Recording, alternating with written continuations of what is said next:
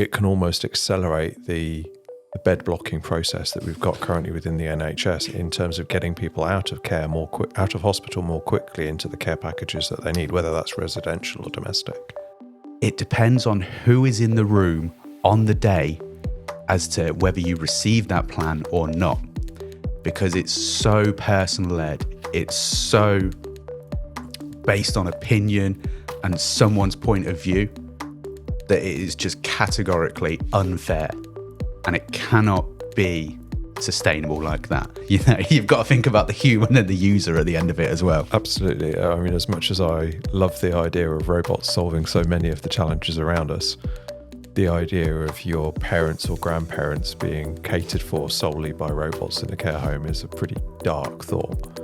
And if we could circle it right back round, let the carers care. Let the automation, let Clearlines, let us do the admin. Let us do the background. Take away the distractions. Have people by people. Exactly. People do the people in, robot do the robot in. Hi, I'm Freya. Welcome to the Skynet Chronicles, Business in the AI Age, the podcast that dives deep into the world where artificial intelligence meets business. Join us as we explore the latest trends, challenges, and opportunities in this ever-evolving landscape. From innovative startups to established enterprises, we'll uncover the secrets behind the successful integration of AI technologies. So grab a cup of coffee, sit back, and get ready to unlock the mysteries of business in the AI age. Good morning, Tom, and welcome to the Skynet Chronicles. Thank you very much for having me, Tim. So let's start with Clearlines. Yeah, it's Tell good us place. about your journey with Clearlines. So Clearlines is a brand new service and product that we are bringing to market. It comes from the depths of W&P Legal, who I know you've had my dad and the director on previously. So we spent 17 years preparing people for when they go into care. We put their legal plan in place. We did a little bit of financial help for them as well and made sure all the ducks were in a row to go into care. And then it wasn't scalable because we've only got a certain amount of advisors in W&P Legal. So we were looking around for a solution and what we could do to enhance our service. And there wasn't anything there. So Clearlines was born from W&P Legal's need to scale.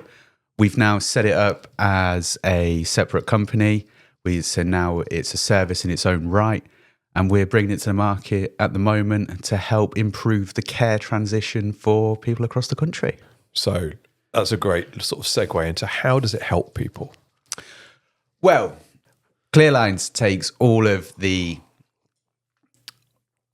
client's legal and financial context, and it puts it through the app, and it will spit out to them some legal advice and some advice around care funding that is personal and tailored to them based on their own context. Okay. And from there, they get a report which is actionable about the actions they should take when they are looking for either care for themselves or care for a loved one.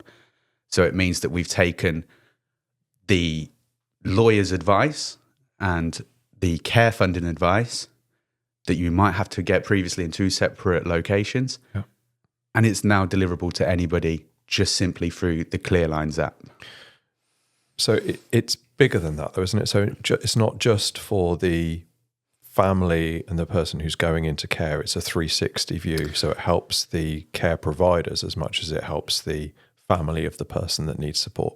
Absolutely, yes. So that is very much the client-facing side, and it's, that's probably the most relatable to what we did previously. However, all the information that Clearlines has got about a client is invaluable to a care provider. We're talking about who they should be talking to, who should be making decisions if that person hasn't got capacity. We're making sure that the legal pathway is as clear as possible, so they've got a clear line of communication. See what you did there? Yeah. So they've got a clear line of communication to the right decision maker in someone's support circle. Yeah. So we are able to provide the same report that we give to the family or the support circle of an individual. We can give it to their new care provider, which means that from day one, They've got a clear view of who they need to be talking to. They also know how long the person can fund for, so they can build in some predictability to their care delivery. They can also make sure it's appropriate, so that they're not giving a £10,000 a week package to someone who's got £1,000 a week budget. Sorry, that's just choked me up. Some people are paying 10 grand a week. Well, I'm going to take a little bit of artistic license there, but care at the moment is super expensive, you know. And if you can't get funded care and it's coming out of your pocket, I'm sure it feels like 10 grand a week. Yeah. But then if you add sort of specialist services in there for, you know, an individual's needs, we can start getting up to that sort of number. So it's really important then for a family, a private individual to know what's the runway on this. Yeah. You know, because the last thing they want to do is have an inappropriate service for their loved one. Because if after 6 weeks the service stops dead, well, then you've got a loved one who's in a care environment, and are you going to have to downgrade their care package? Are you going to have to get them used to a certain lifestyle and then take it away? Are you going to hope the provider, you know, is generous and says, do you know what, we'll eat the cost? Now, I don't know many providers who are going to regularly eat costs of providing over-the-top care. So actually, if we get it right at the front end, both provider and family, then actually we've got a good bit of predictability, a good runway, and we know how appropriate the level of care that's being offered is. And that predictability ultimately will allow us to match people to care providers based on who are the right fit locally with available space that cover the needs of that individual. Yeah. So it can almost accelerate the bed blocking process that we've got currently within the NHS in terms of getting people out of care out of hospital more quickly into the care packages that they need, whether that's residential or domestic. Yeah, 100%. So there's a few things within that, what you've just said there. So the first one is the matching. You know, client matching happens, and there are brilliant matching services out there at the moment. Places like Lottie, who have live availability, but they don't necessarily have the funding predictability. And if you are going through a service like them, then it could be anybody within the support circle who is searching for the care. Now, families have agendas. So we need to make sure it's the right person is making the decisions. We need to make sure that it's a harmonious decision, because the transition into care is stressful. Yeah. So what we hope to do is, by putting that clear line of communication in, we know that the right person's making decisions. We know that the right decisions are being made and have the interest of the person at their heart. Yeah. So, you know, care is all about person-centered care. It's a huge thing. We make sure that the person is at the center in the eyes of the law, and then in the eyes of the family as well. We want the right person making decisions who has the care client's best wishes at heart. And that's a data-made decision now, isn't it? So it's taking it away from the emotions or agendas of individual family members to going, okay, well, based on the information you've provided as a family on this current situation, we therefore know and can make appropriate actions and predictions in terms of what's next and what's required, versus it being, well, I don't want them spending £1,500 a week on care, which could be my inheritance. And unfortunately, people are that crass. Oh, 100%. You know, if we go back to W&P Legal, when we do a probate for someone, we know that the families sometimes have spent too much on care. And because we've got our brother who's going, mum didn't need that, mum didn't need that. We've got another member of the family going, no, mum had the best life possible. And so you've got that conflicting interest there. So you need to make sure that you've got the person-centered bit is the person who's got mum's best wishes at heart.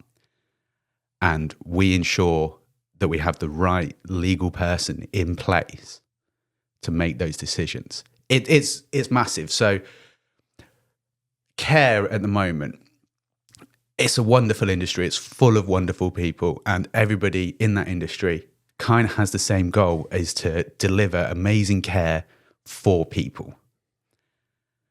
The process of getting into care is so subjective. I thought you were going to say broken. I'm not going to say broken. However, it changes day to day. There's not a great deal of consistency. So if we look at things like NHS continuing healthcare plans, it depends on who is in the room on the day as to whether you receive that plan or not, because it's so person-led. It's so based on opinion and someone's point of view that it is just categorically unfair, and it cannot be sustainable like that.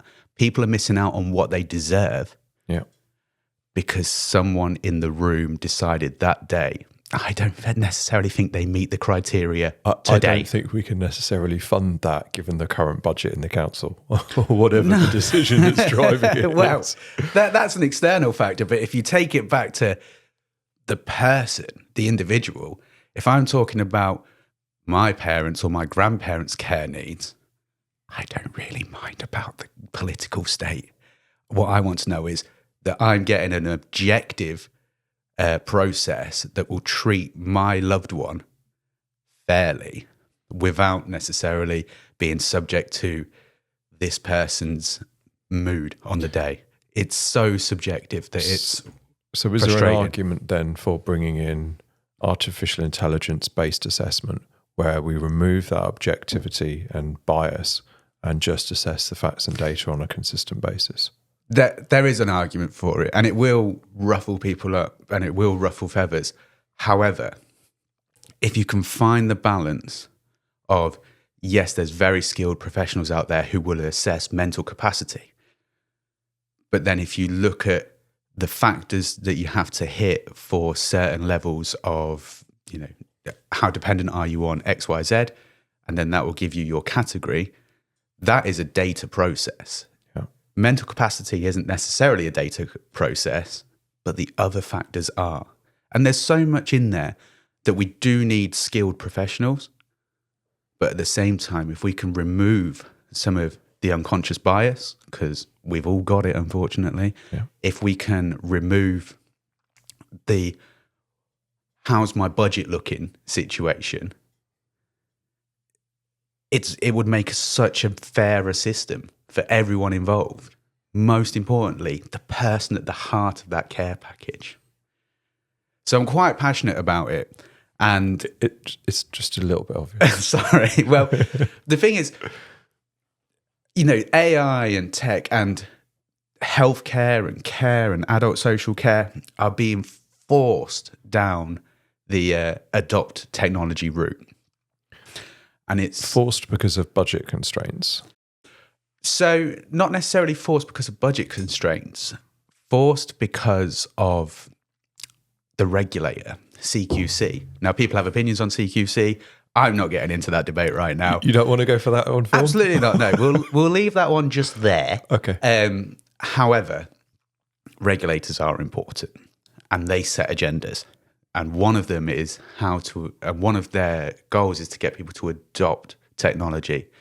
And that could be, there's loads of systems out there. There's loads of really important things that can be done.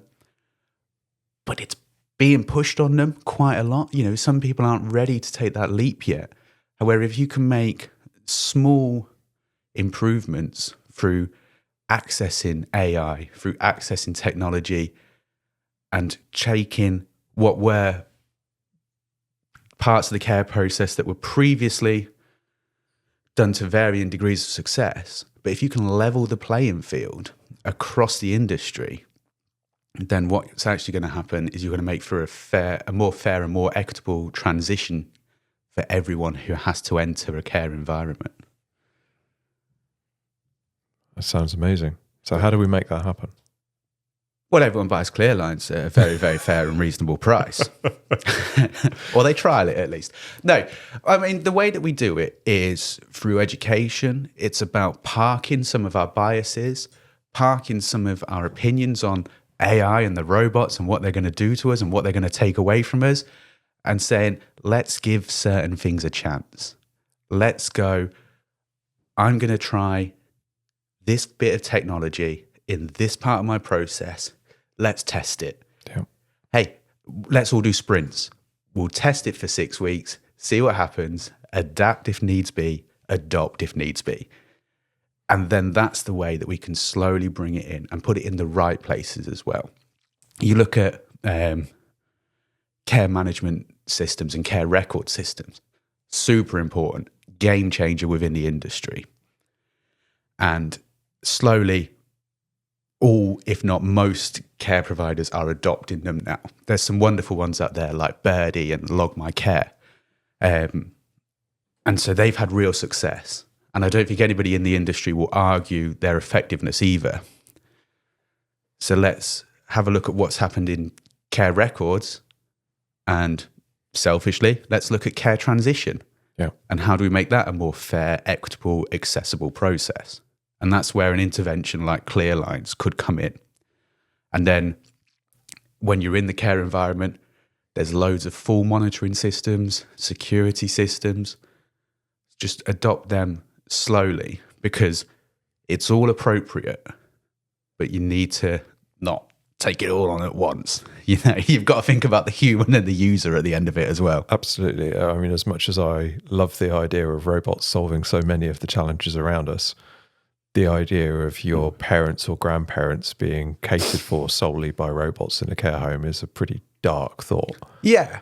I don't think it's a hot take to say that the carers are going to be replaced by robots. But there are aspects of care that can have an AI intervention, that can have an automation, that can have a piece of software take over what was a pen and paper. Yeah. So removing that manual admin, making a process more efficient, more fluent, and ultimately giving people back time so that they can focus on why they're in the industry, which is to care for people. 100%. So like I mentioned before, everyone in care is there to deliver care. They're caring people. Yeah. And, you know, I'm quite aware of how much I'm saying the word care, but that's what it boils down to there in that environment. So if we can take away the manual process of, let me just fill out all of this form and all of this data, and then we'll analyze it ourselves, and we'll then work out what your care plan is or how long you can afford this care plan. If we can take that away, we can do it for them. The person who is a carer and delivers care and is a professional carer can sit there and get to know the family. They can get to know the person at the center of the care package. So it's a massive intervention. It's a time saver. It's an efficiency. And it puts the person back in the heart of their care package. And the aspects that I don't think we've covered yet are the assessment and review of whether a will is in place, whether power of attorney is established, that helps protect the individual's estate, that makes sure that the right people are in place to make decisions on their behalf. And that's an integral part of the Clearlines process, isn't it? Yeah, so that is, you know, pretty much is the heart of the Clearlines assessment. So, you know, like I say, we're born from W&P Legal. We took what would be one of our client fact finds, our client interviews, and we looked at what the most important questions are. We looked at what the most important processes are, and we drew on our experience. And we know that if you're going into care without a lasting power of attorney, it's a gamble, because if the individual loses capacity, by law, they're a ward of the state. I don't want that for Nan. No. So, can you explain what ward of the state means? Well, it means that the family aren't making decisions on the care package for that person. They are under the control of social services by the local authority. And then that care package is subject to budgets. Yeah. It's subject to availability, who's got the contract with the local authority at that time. Whereas actually, if you've got the right legal foundation, which is most commonly a good set of registered lasting powers of attorneys, you're keeping your family member at the forefront of their care package. Yeah. We go into elements, should the person has lost capacity and there's no LPAs in place, it's not the end of the road. We can start looking at the court of protection and looking at deputyship orders. But it's only with all of this information done correctly at the start can you make the transition into care so much easier. Because doing everything, retrospectively, it's just a little bit harder. Yeah. We look at, the will. Now, if I get into the full commercials of running a care business,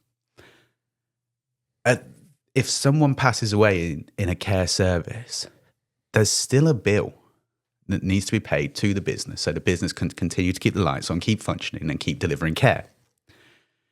If there's not a will in place, it gets a little bit murky and it takes longer for the ultimately invoice to get paid. Yeah. So actually, if we put the right things in place at the start for a business, they've got the predictability of the tenure of care, and then they've got an easier payment at the end for that invoice. And that's breaking it down to real simple, but businesses live or die on whether invoices get paid. Yeah. Cash is king. 100%. So, we give that little bit of sight, we give that transparency to that client when they're coming in. And then we look at other things around doing a proper estate evaluation. So, anecdotally, we know that some care providers, and this again goes to, it's not a standardized process, and your experience of going into care depends on where you go and when you go. But some care providers want 3 months bank statements to show that you can afford care. It works. However, just PDFs, exports, write what you want on them. Yeah. Well, I mean, does that get into the fraud bit? I didn't recommend it as a strategy. Well, I'll put some zeros on the end of mine then. But what you also are looking at there is what's made up of the estate? What is the estate made up of? Are we looking at potential value of property? Do we have to exclude the property for a number of reasons? When it comes to calculating funding for care, a house is an asset, but there's so many factors into whether it can be included in the valuation or not. Whether it's even entirely theirs. Yeah, exactly. A lot of people have in the past, or still are using fancy trusts that are coming off the internet, and they've got the information from the man in the corner of the pub. Sometimes it's appropriate, other times it's not appropriate, and they don't know if they own the house or not. So we'll look at that for them. We look at the benefits that they're receiving, and which benefits count, which benefits are going to stop, which benefits might taper off. We'll also, and this is particularly for the domiciliary care market, we'll also take the evaluation of the estate that we've done, and we will degrade it by the cost of living. So we know that they've still got an electricity bill to pay, they've still got X, Y, Z to pay, they've still got to feed themselves. Yeah. So let's taper that off in the calculation. So actually someone might look like they've got 52 weeks of funding. They can afford 52 weeks of care if they don't eat. So let's pretty critical. Let's put the cost of living in there as well. And, maybe that trickles down to 48 weeks, or in the current climate, 30 weeks. And, if they shop at Harrods, 20, So it's all about making sure that everyone's got the right information. Because, the thing says, we talk about the lasting powers of attorney, the court of protection. We talk about the wills. It's all right and it's all well and good saying you haven't got one. But what we also do for the family is we provide them the advice and the information on how to get that in place. Yeah. So it goes a step further. We are a partner to the care service. We want people to know that they've not got a lasting power of attorney in place, but we want them to know where to go to get that done. It's not solicitors, You don't have to have a family solicitor in order to get a good, solid legal foundation. There's loads of providers out there, and we'll tell you how to find that provider, where to go, and what to ask that provider as well. On the flip side of that, that means that when a care company are onboarding their client, they're able to go, oh, There's no LPAs in place, but they've done Clearlines. They've got the advice. They're putting them in place. So we might have a shaky start, but we know that clear line of sight is coming down the line because they're getting a registered LPA with the Office of the Public Guardian. That risk mitigation's in place, and their risk metric, if you like, is improving because they've taken the right steps in advance. Massively. Like I say, it's about the foundation. Whether that person has the perfect legal and financial foundation at the start, that's amazing. However, if they haven't, we can build it. We can tell them what to do. All while this is happening, the care provider is delivering outstanding care. They're doing their job, while in the background, we're just bolstering it by getting everything in place. So you mentioned before we went on air that you're just about to do a launch. Tell us more about the launch of Clearlines. So, Clearlines has been developed by some lovely, lovely people. Who were they? Oh, well, I don't know. Just some guys from the back of a garage I found. No, it was Project Rising. And you've done an amazing job in getting it to where it needs to be. We've got all of our legal experience in the past from W&P Legal. We're now bringing that all together and we're launching Clearlines to the care market. And all we're asking people to do is put their head above the parapet, let us do the admin work, let us be your lawyer while you deliver the care. It's a really, really simple model. People sign up, it's £79 a month, and they can use it for all of their care onboarding. You can even use it for people who are in care at the moment, as long as they've got capacity and they can fill it out, or they have a member of the support circle who can fill it out. And we can start building that picture of what people's foundation looks like. I mean, worst thing comes to worst. Now, we're talking extremes, but unfortunately extremes happen. We don't want someone in care having the son or daughter who wants to inherit as much as possible being the decision maker, because what are they doing to their loved one's quality of life? We want the right people making the right choices to keep the person at the heart of their care package the whole time. Superb. So, left field question. Left field. When are the robots coming? I don't know, but when they do come, I'll welcome them with a warm embrace. I say please and thank you to ChatGPT at all opportunities. And I will happily embrace them and serve them as they wish. But they're already here. They are already here. You've got a washing machine. You've got a dishwasher. I've got a washing machine. I've got a dishwasher. They're all not be robots. Intelligent. And I say please and thank you to the washing machine all the time. It does a job that I really don't want to do. Well, I mean, in all seriousness, Clearlines in its current form, I am the full-time member of staff.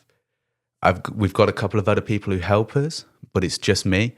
So I use AI, I use automation in the running of this startup every day. I don't think there's an aspect of Clearlines that hasn't been touched by AI or automation, because it helps me in this current state work efficiently, it helps me scale efficiently, and it takes a lot of pressure off my shoulders.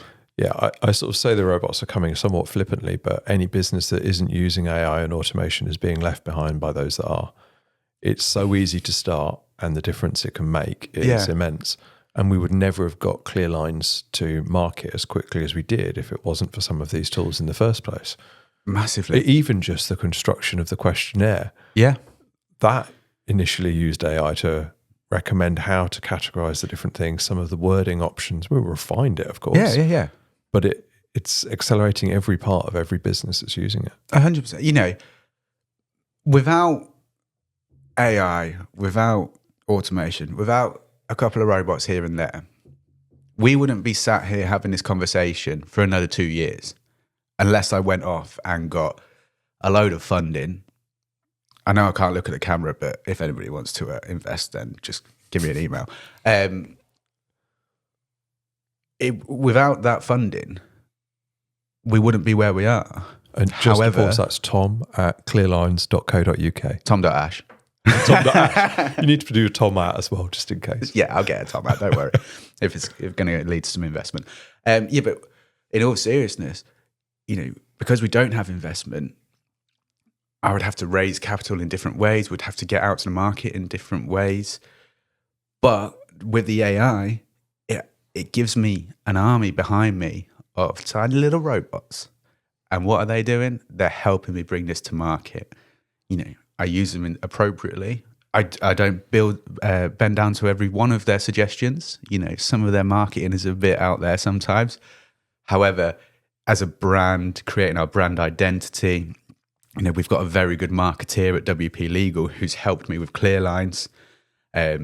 She's created the identity, and then I use that identity that she's created and the robots to produce a lot of our marketing. We use so much automation in the business, and ChatGPT has proofread most of my emails. That's probably a good thing, as long as you've told it to use English UK spelling. Yeah, definitely. I was using ChatGPT.nz. No, it's massive, and I still dip into W&P Legal every now and again, and I tend to dip in to install a new robot or a new automation because for them as a business, they're embracing it, they're using it, and we're thriving with it. Yeah. But I think Clearlines is a completely different case. It's all AI. It's mostly AI because I'm there. It's mostly automation. And you won't find a bigger proponent for it than me. I love it. I can't develop it like you guys, but I can use it. So looking forward, you've recently become a dad. I have recently become a dad. What do you think the future holds for young Lance? Yeah. I think the future, is super exciting for young Lance. In a world where AI is going to be the norm for him, he'll grow up using it. His capabilities with it will be astronomical compared to what his old man does. Yeah, they're going to look back on us and think, oh, they were so slow and stupid. Yeah. Can you imagine how efficient their world is going to be? That's the world I'm excited to see. And, people say, certain jobs won't get touched by AI. But I imagine if he goes into marketing and he's an AI marketer and he knows how to work with that, what a cool job. Yeah. The jobs that aren't going to get touched by it are going to be the ancient traditional jobs, the willow weavers, the people operating a forge, showing people how life used to be before technology.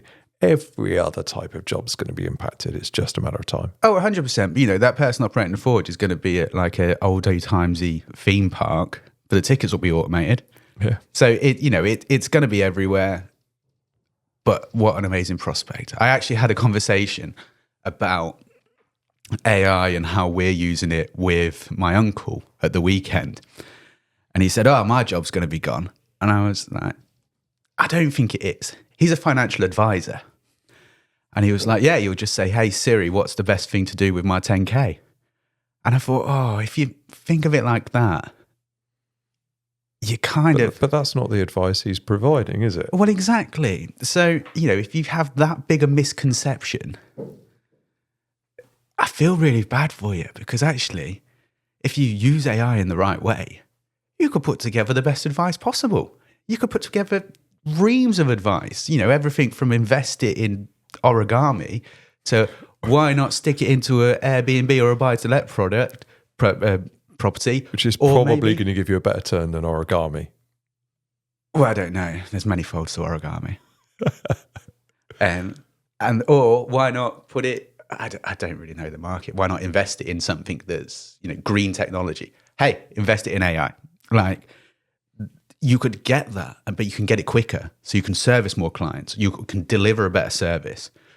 Our lot at W&P Legal said, I I like W&P because we've got the personal touch. So I don't want all these robots and all this automation. And I said, well, actually, the more automation that we've got, the longer more the people can people. Exactly. Let the people. And if we could circle it right back round, let the carers care. Let the automation, let Clearlines, let us do the admin. Let us do the background, and you deliver on, you deliver the incredible, outstanding service that you deliver, but you can just do it more. Yeah. Take away the distractions. Have people by people. Exactly. People do the people in, robot do the robot in. What a great way to end the podcast. Isn't it just? Thank you very Clip much that. for your time, Tom. Thank you very much.